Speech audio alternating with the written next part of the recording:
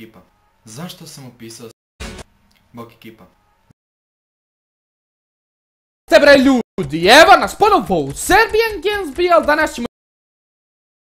Pozdrav svima ljudi moji ovdje i ljudi, danas ću da vam pokažem šta radim.